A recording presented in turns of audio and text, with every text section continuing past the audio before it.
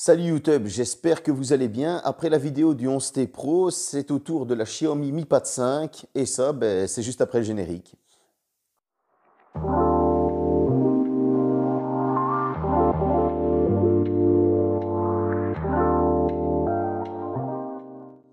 Bon, c'est le déballage de la Mi Pad 5, Dolby Vision Atmos, comme vous pouvez le voir.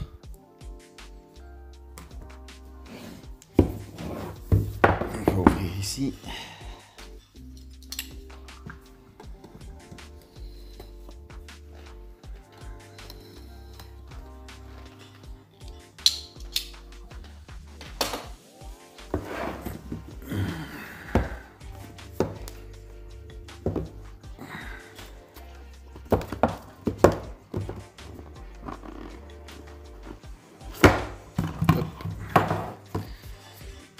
Alors, voilà la bête.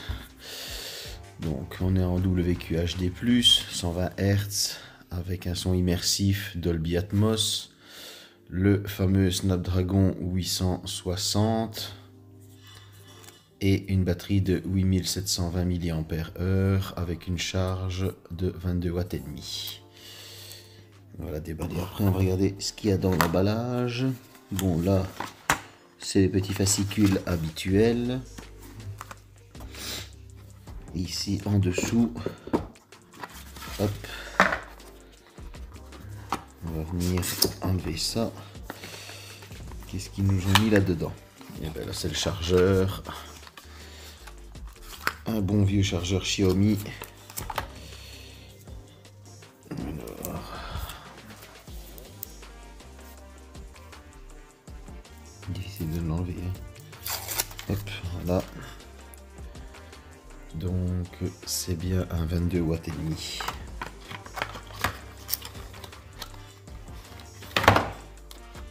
Bon, c'est dommage que elle ne soit pas livrée avec son stylet, mais on va pas chicaner.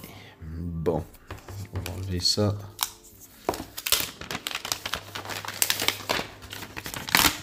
Alors, j'avais pris la blanche et franchement, les reflets sont trop beaux. Elle a une super finition, on dirait un iPad. C'est clairement beau. On ne peut pas faire mieux. Franchement, si on regarde de plus près, les finitions un peu carrées comme ça. Les haut-parleurs, il y en a 4 pour être plus immergé. Franchement, on dirait un iPad.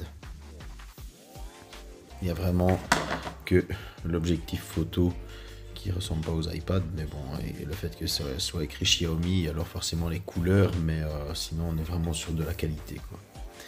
Voilà, ce sera la suite dans le test. Sur cette tablette, on va retrouver un écran de 11 pouces en WQHD+, avec un taux de rafraîchissement de 120 Hz.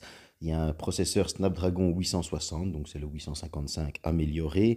Il y a une caméra à l'arrière de 13 mégapixels qui peut filmer en 4K, 30 images par seconde, 1080p 30 images par seconde. Il y a aussi une caméra avant 8 mégapixels qui peut filmer en 1080p 30 images par seconde. Elle a 4 enceintes avec une prise en charge du Dolby Atmos. Niveau stockage et RAM, la RAM, il y aura 6 Go de RAM en LPDDR4X. Et le stockage, il y a 128 Go de stockage ou 256 en UFS 3.1. Quant à la batterie, c'est une 8720 mAh. Bon, il y a du Bluetooth 5.0, etc.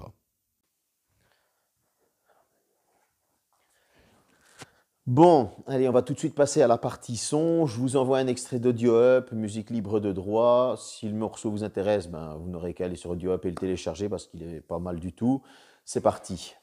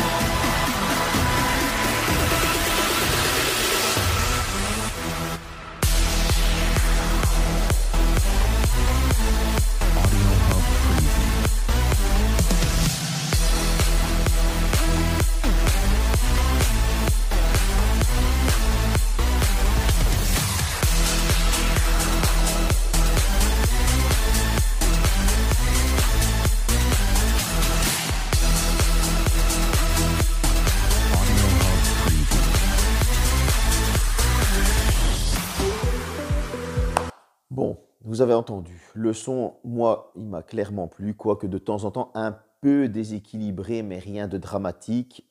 Franchement, j'ai choisi ce morceau parce qu'il donnait bien et en plus, ben, on entendait des basses, etc.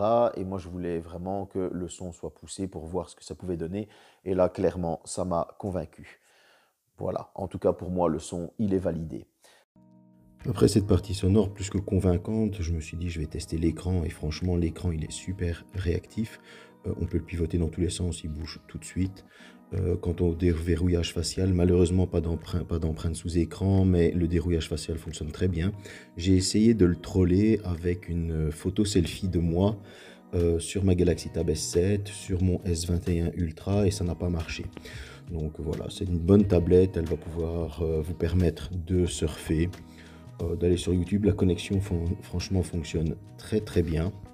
Ici, ben, par exemple, on va voir la chaîne YouTube de mon ami Vincent Vintech, le beau Vincent. Voilà, je vous le mets en zoom, comme ça vous allez pouvoir voir. Je vous conseille d'ailleurs d'aller voir sa chaîne si vous êtes fan de domotique. Parce que franchement, il a une bonne chaîne et il présente bien les produits. Et c'est un chouette gars. Concernant la tablette, l'écran, le 120 Hz, franchement, il a une bonne réactivité, il a des couleurs qui sont très naturelles. On n'est pas obligé de monter dans les contrastes, etc. Franchement, il fait super bien son taf.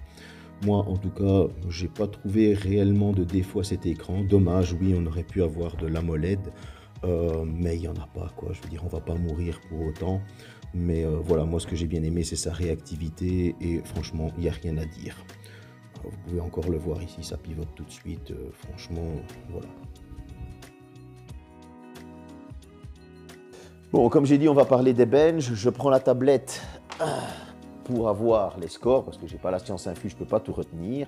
Commençons par les Geekbench. Je vous l'affiche tout le long ici que je parle, comme ça vous avez aussi les chiffres sous les yeux. Sur un côté, vous avez la Galaxy Tab S6, oui, je l'ai comparé à la Galaxy Tab S6, et de l'autre côté, ben, la Mi Pad 5. Pourquoi la Galaxy Tab S6? Parce que même nombre de RAM, même nombre de gigas de stockage, Snapdragon 855, et la Mi Pad 5, ben, Snapdragon 860, donc la version du 855 améliorée. La Galaxy Tab S6 m'a sorti un score de 696 points au simple core et 2585 au multicore. Donc, ce qui est quand même un très très bon score pour une tablette.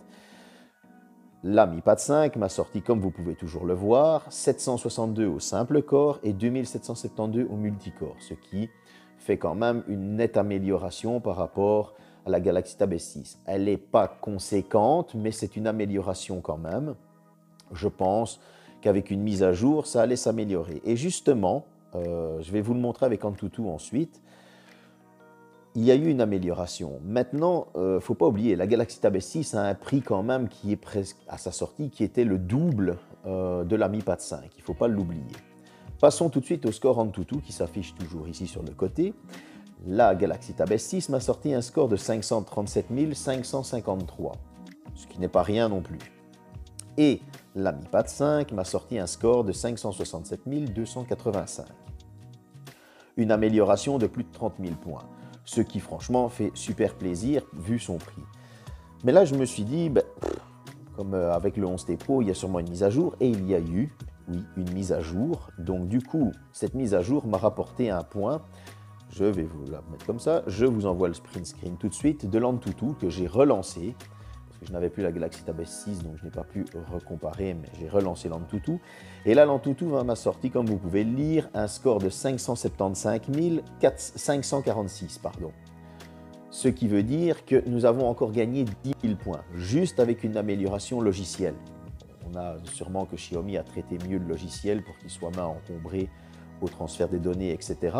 Mais ça fait quand même une amélioration de 40 000 points par rapport à la Galaxy Tab S6 qui était quand même une référence des tablettes. Et encore à l'heure actuelle, elle se vend pas loin des 450 €.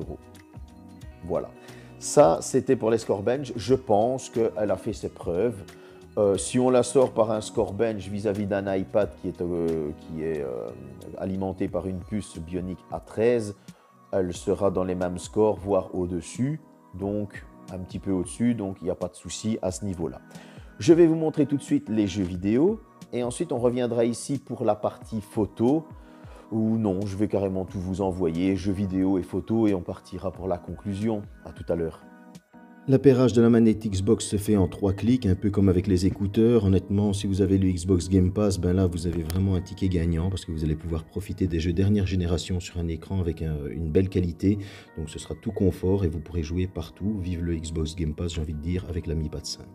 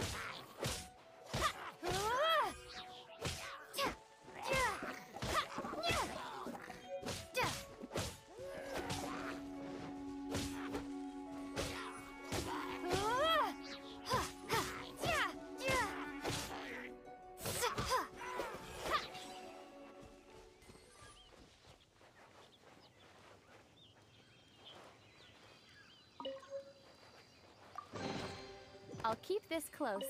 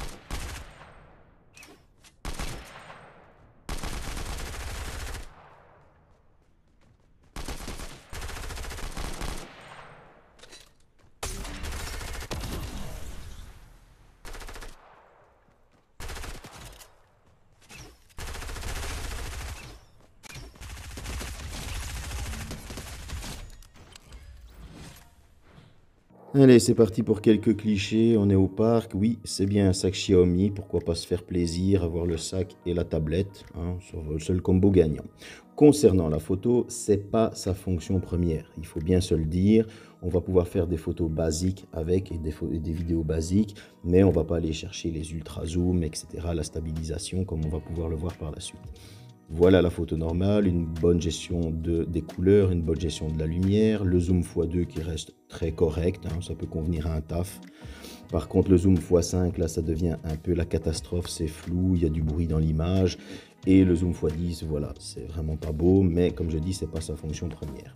Concernant la 4K, ici, voilà, c'est filmé en 4K, vous le savez, j'ai fait exprès de bouger. Malgré qu'il n'y a pas de stabilisation d'image, on est en 4K, il y a une bonne gestion de la lumière, des couleurs, et il n'y a pas de vibration dans l'image quand ça bouge, et ça fait super plaisir. Il y a le même aussi sur la Full HD, comme vous allez pouvoir le voir. Voilà, ici on est en Full HD, toujours une très bonne gestion de la lumière, une très bonne gestion des couleurs qui sont naturelles, ça aussi ça fait plaisir. Il n'y a pas de vibration dans l'image, malgré qu'il n'y a pas de stabilisation. Moi, en tout cas, je l'apprécie, cette Full HD, malgré tout. Ici, on va se retrouver chez moi parce qu'il fait un peu frisqué dehors. Bon, je sais ce que vous allez me dire, je suis encore en train de jouer. Ok, ça va, je vais parler un petit peu de la bureautique, on va couper ça, je termine ma partie. Allez, voilà, ça finit. Voilà, allez, je vais vous montrer tout de suite. Je vais vous dire aussi qu'on peut travailler avec. Alors oui, on pourra faire de la bureautique simple, du dessin, etc. Malheureusement, j'ai pas le clavier ni le pen parce que ça s'achète à part et le clavier est en QWERTY et pas en AZERTY et ça c'est bien dommage. Mais en tout cas, oui, on peut l'utiliser pour le boulot, faire du traitement de texte, Excel, PowerPoint, etc. Ah, l'intro est finie, on va passer à la conclusion. Ouais, je vous ai fait une petite vidéo d'intro pour la conclusion, c'est pas beau ça? Vous avez vu la transition en plus? Bon, allez, on passe à la conclusion. Cette Mi Pad 5, qu'est-ce que j'en ai pensé? C'est une très bonne tablette équilibrée avec laquelle on va pouvoir faire du boulot, clairement. On va pouvoir faire de la suite Office, on va pouvoir prendre quelques photos. Attention, quand je dis photos, ce sera des photos par exemple d'expertise de voiture, voilà, une photo de près, etc. On va pouvoir aller sur Internet, on va pouvoir regarder les réseaux sociaux, du YouTube, du Netflix, etc., etc. Enfin, tout ce qu'on fait déjà avec nos smartphones, mais en un peu plus grand pour ce confort de vue et ce confort audio. Maintenant, est-ce que c'est une tueuse d'iPad? Comme j'ai mis dans le titre, c'est une Galaxy Tab S6 avec la molette en moins. Et certains me diront, oh, mais t'as le 120 Hz en plus. Oui. Le Snapdragon 860 en plus, oui, mais comme vous avez pu le voir dans les benches, c'est pas non plus que le 860 explose les scores. C'est pas ce nombre de points qui va tout massacrer. Maintenant, attention, c'est une très bonne tablette qui tient la route. Une Galaxy Tab S6 quand même, c'est pas de la merde, clairement, c'est une très bonne tablette. Donc c'est une très bonne tablette, mais tueuse d'iPad, non. Son positionnement tarifaire de 399 € déjà lui donne un handicap. Pour la simple et bonne raison qu'un iPad va garder plus longtemps sa valeur. Vous le savez comme moi, les produits de la pomme croquée gardent plus longtemps de leur valeur. Donc déjà, son positionnement tarifaire fait mal.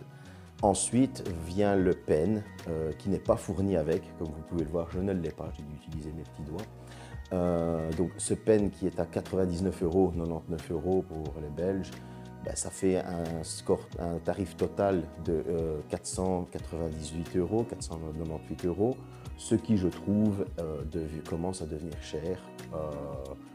Voilà, on arrive quand même dans du positionnement tarifaire un peu plus haut.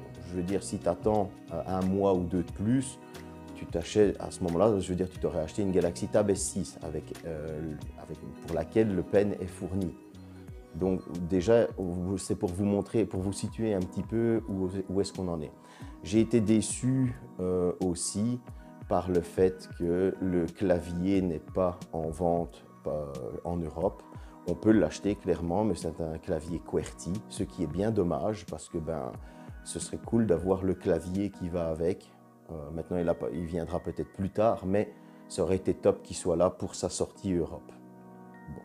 Les points positifs, encore une fois, on va pouvoir en utilisation tenir, en utilisation normale, on va pouvoir tenir son 4 jours facilement.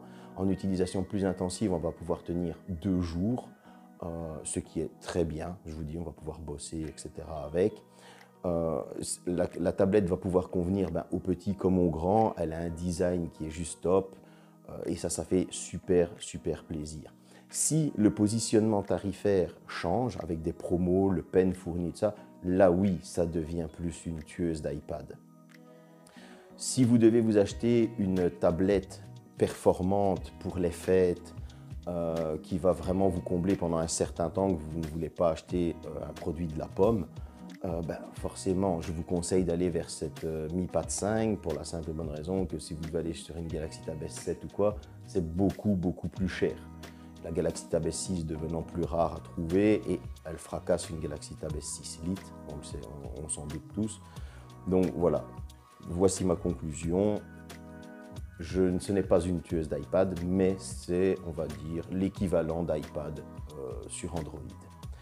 J'espère que cette vidéo vous a plu. N'oubliez pas de vous abonner, d'activer la petite cloche.